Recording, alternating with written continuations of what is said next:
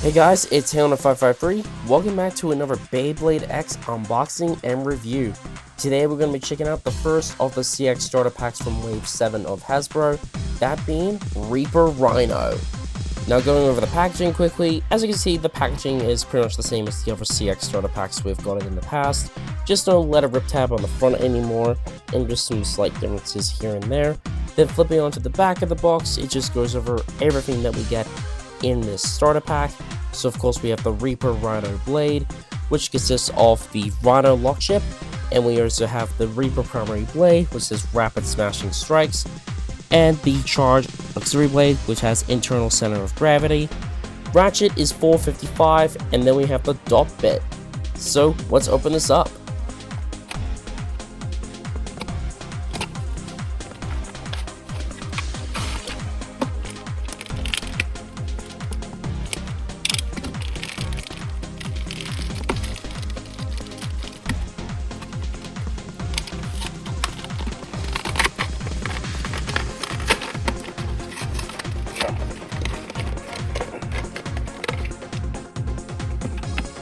So here is Reaper Rhino out of the packaging. Now this is the same bay that was the secondary prize in Random Booster Volume 6 with Reaper Incendio, All Hell's Reaper. So really awesome to finally see Hasbro release this secondary prize. Now nothing's changed from the original release, it is the same exact combo, but let's now have a deep dive into everything that you get in this starter pack. So first off we have the Rhino lock chip. Nothing too crazy to talk about here. It is your standard white spinning CX lock chip, just all plastic, no metal. But of course we do have the Rhino motif on the lock chip, which looks really good. But other than that, it is your standard CX lock chip, nothing too crazy to talk about here. Next up we have the Reaper primary blade. Now nothing too crazy that I haven't already said before about this blade. It's the same one we had gotten with originally Reaper Incendio and the Retro Ford Hornet. We just now have it in more Rhino type colors. It's a full-sided balance type blade that does have some really nice rapid strike potential. Now when you're pitting this up against BX and UX bays, this blade does tend to struggle quite a bit. But if you actually keep this in the CX ecosystem, this is actually a really solid balance type blade. We had this recently at a CX tournament, and this blade, mainly the Ford Hornet variant, did exceptionally well. So, while it's definitely going to be a solid blade if you keep it within UX ecosystems, it is going to struggle against BX and UX bays though, so do keep that in mind. But still, nice to get this blade again. Next up we have the Charge auxiliary blade. So this is the major new part that is included with this starter pack. Now Charge takes a lot of inspiration from the original Rhino horn, mainly because of its shaping and also its smaller profile. So on the packaging it says internal center of gravity, so its smaller profile is supposed to help with centralization with its gravity, but it also allows for CX primary blades to actually have a lot more metal exposed, mainly underneath. Now Charge is okay. I mean, back when it came out it definitely had a little bit of use, but nowadays Charge isn't exactly used that much. Its small profile actually is a major weakness, as it doesn't really help out the primary blade all that much, especially nowadays with how low profile certain attack types are. Now if we do get, say, a very small primary blade that's probably maybe around the same size as Charge, it will potentially probably have a lot more use, but for now Charge isn't exactly the most useful. But it's actually really nice to be able to get this in a starter pack now, as up until this point, this part has only been available in random boosters from Takara. So that's honestly a win in my books, but not exactly the most useful part in CX so far.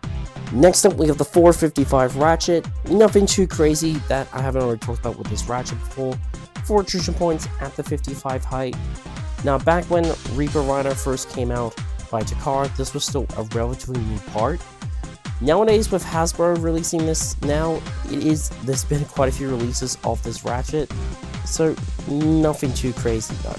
Still, it's nice to be able to keep the original stock combo with this release though. Finally, for the bit, we have Dot. Now, this is not a new bit. We first saw this with Obsidian Shell, and we've had this bit a few times now from Hasbro.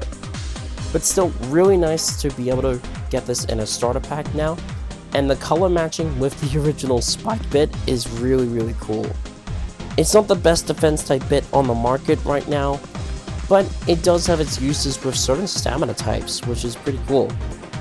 But still, really nice to be able to get this bit in a starter pack now, so it's going to be a little bit easier to get if you can't find, say, the original release of Obsidian Shell. With this combination of parts, it makes Reaper Rhino a defense type, so very similar to the original typing of Rhino Horn.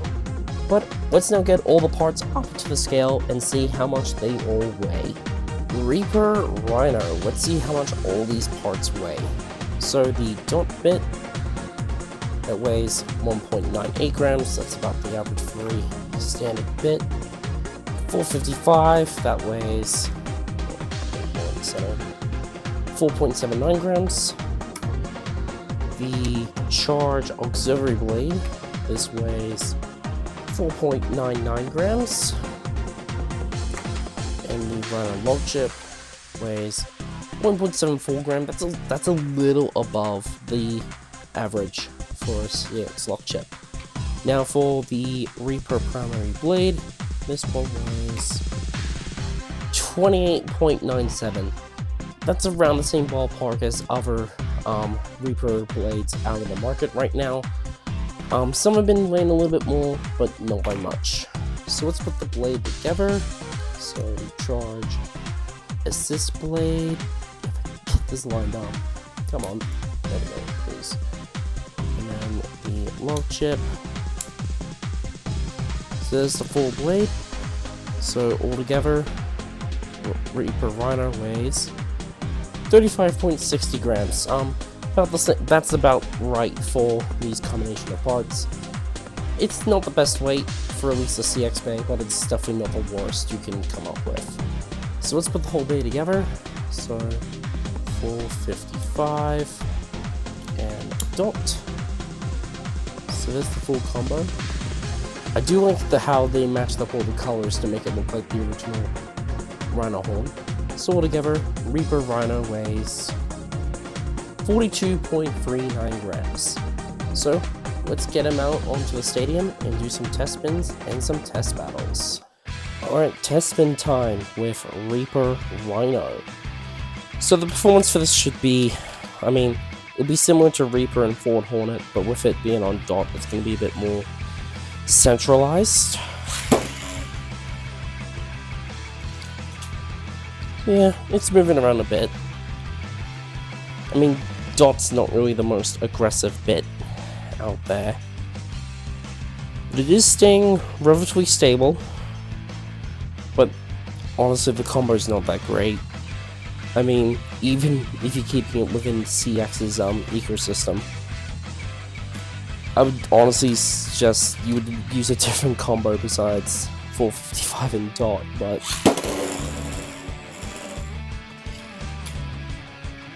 again, not too bad. But that's on its own. Let's see how it does against some opponents.